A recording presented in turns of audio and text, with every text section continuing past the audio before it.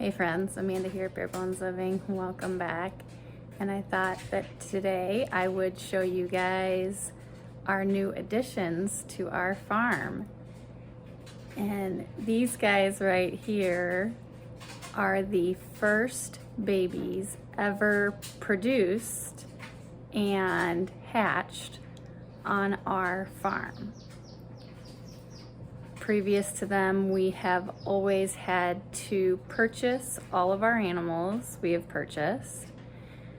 And so this is a huge step for us to be able to produce our own eggs and produce our own animals and successfully do that. So here we have 12 turkeys, bourbon red turkeys that hatched out. We actually had 14 hatch out. However, 2 of them did not make it. One of them was born with wry neck, and I tried force feeding it, and it had a hard time eating and drinking, so I assisted it with that, trying to force feed it, dipping its beak in so it could drink, trying to force feed it, and it just did not respond. I tried treating it with selenium and vitamin E, and that seemed to help the neck, but it was just not strong enough, apparently, to survive. So that was really sad because I worked really hard to try to save that chick. And it did not make it. And then the other chick was having trouble hatching. And so I assisted it in hatching, but it hatched a whole 24 hours after the original chicks had hatched. And we have never had brand new chicks because we've always bought them, right? So they're always like a day or two old by the time we've gotten them. In their first 24 hours, chicks are extremely lethargic, which makes sense. And then it's like after that first 24 hours, they really start moving around, and then they're like rambunctious little chicks. And so it hatched out just fine, and it was lethargic, just like the other chicks were. But they were already 24 hours plus older than it. And so they were already running all over the pack and play. And I think it just got trampled a lot and bullied out of the food. And I thought it was going to pull through just fine, because then after that 24 hours, it really started to like bounce back and acting like how the other ones were acting as well. And then I had to go to a field trip with my son, and when we came back, it was, I think at that time it was 2 days old, or maybe it was still just over 24 hours old. And in the morning it seemed fine, but when I got back, it was extremely lethargic and laying on the floor of the brooder. And so I got it up, and I got it some water, and it seemed to perk back up. And then I gave it some honey to see if that would give it just like a little bit of a nutrient boost, in case it hadn't been eating. And I put it under the warming plate, and when I came back to check on it, it had passed like within an hour. So I just think it kind of got bullied out. So unfortunately we did lose 2, but we have 12 beautiful, healthy little turkey babies that we're super, super excited about. And now we have moved on to incubating our chickens' eggs. And this is, these eggs are our egg layers the batch of egg layers. So the ones with the barred rooster. So these are barred and Rhode Island red and an Australorp and a buff. Now these, and you might be confused by that because you see green eggs in there. And if you caught my previous video about having an imposter, I already talked about this, but one of my girls is not exactly who she says she is or who she's supposed to be, because I only have those hens in my flock. Bards, an Australorp, a buff, and Rhode Island Reds. And so I don't know who is laying a green egg, but I know it's one of my new girls.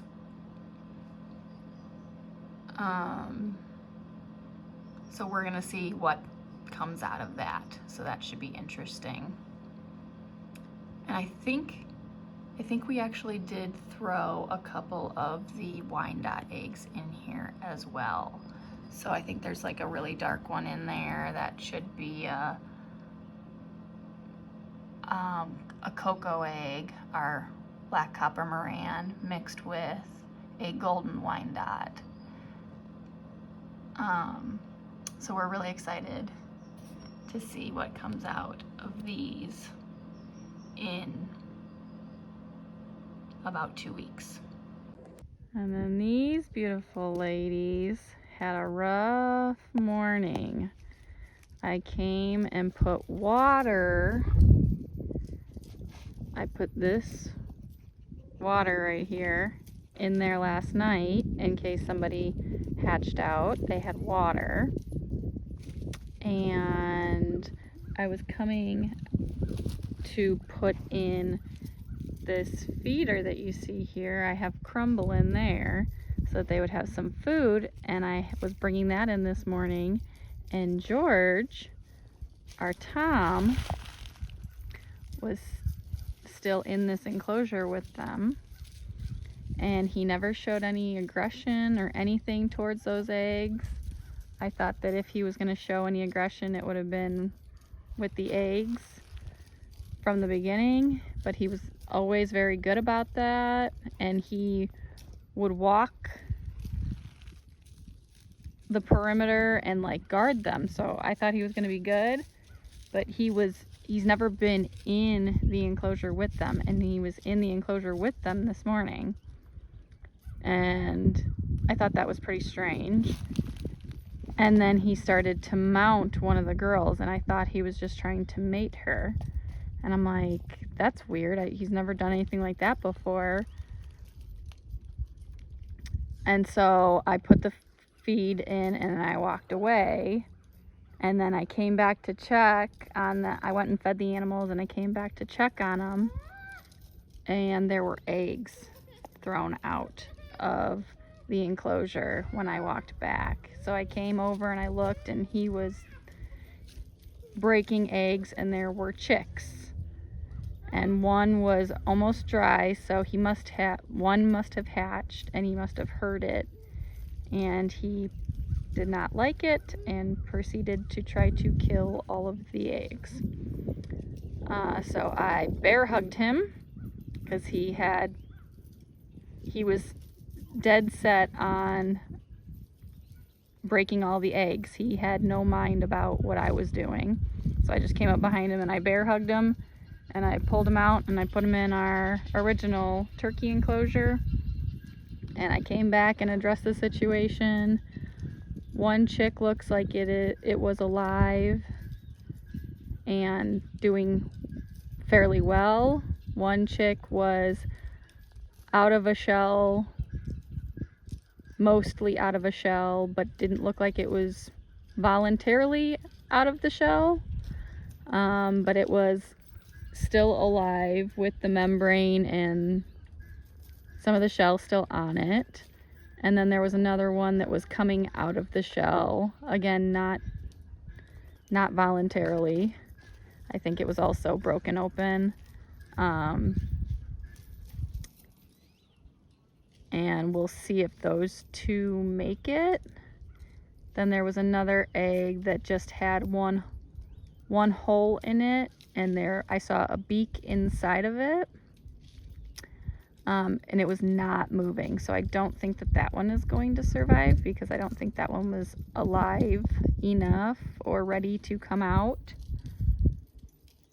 And then the rest of the eggs looked intact. They were strewn about, but I collected them, stuck them back under the moms. The moms didn't love me being here, but they also didn't like their eggs being kicked around, and they were acceptant of me. They don't like me standing here. I think they're just very traumatized by the event. But George has now been removed. They have food and water. As I walked up, I thought I might have heard a peep or two, but I'm not totally sure. And I don't have them. I thought that they were going to start hatching tomorrow. So that might be when the others start to hatch, but I'll just try to keep a close eye on what is happening. And there could be some chicks under them. I have no idea. I've never had a broody animal raise out babies, so this is all new to me, but it's also exciting, and I'm feeling like a terrible mama by letting George stay in here. I feel like I should have taken him out when I saw him in the enclosure with them. I knew something was off, but I guess lesson learned, and hopefully everyone else will still hatch out and we will have a success. And here's poor George in his timeout pen. He's very upset being in here, and I don't blame him, but I can't have him killing my babies. Can't be doing that, man. Other than that, you're a great Tom. Poor thing's been pacing back and forth. So this whole thing is totally new to us. So we're all learning together, as in my family and the animals. We're all brand new to this. So we're all gonna make mistakes, and now lesson learned that we do have to remove the Tom before the babies are born. We got that now. And so what we have now decided is that with our Bielefelders, we have all the Bielefelders together. It's 10 females and 1 male. And they were all in the same coop. And we didn't like how that was, because the girls were still going in there and laying. The other 2 of my Bielefelders went broody, and they are each in their own nest box, and there's only 2 nest boxes, and we didn't have any extras.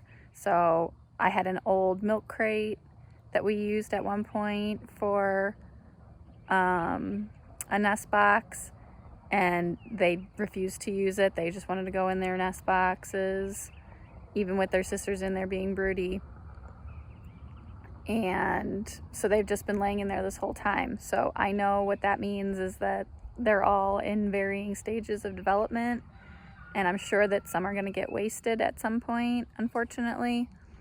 But we didn't have any more enclosures to separate the flock into. And now what we have decided to do is I have already moved the hens over to the hoop coop that has the barred rooster. I enticed them over with treats. They're just right next to each other.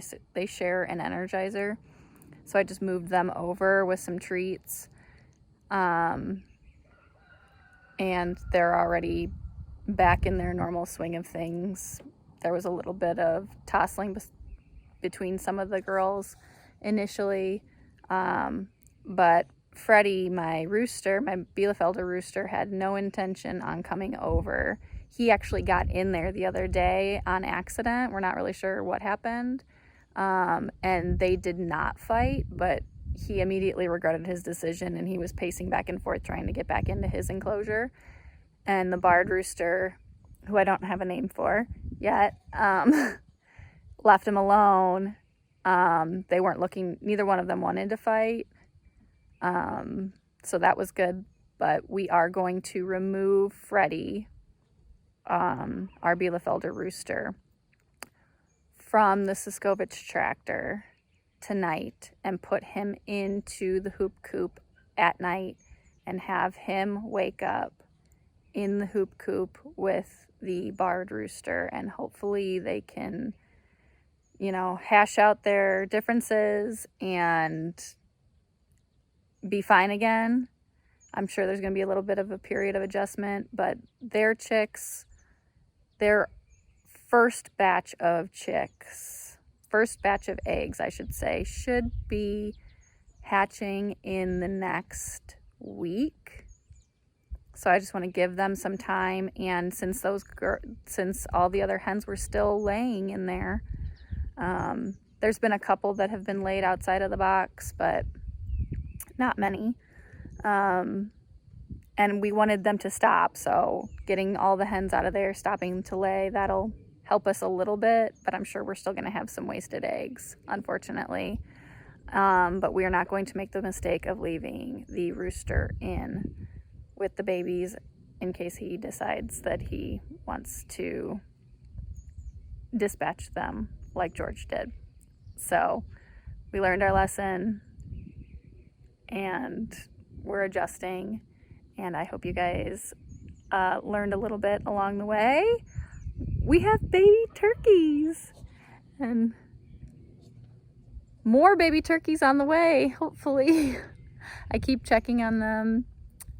They're doing a very good job of covering all the babies, even the ones that may be alive under there. So I have no idea what's going on in there, and it's just a wait and see game. So stick around, and I will catch you on the next one, maybe with an update.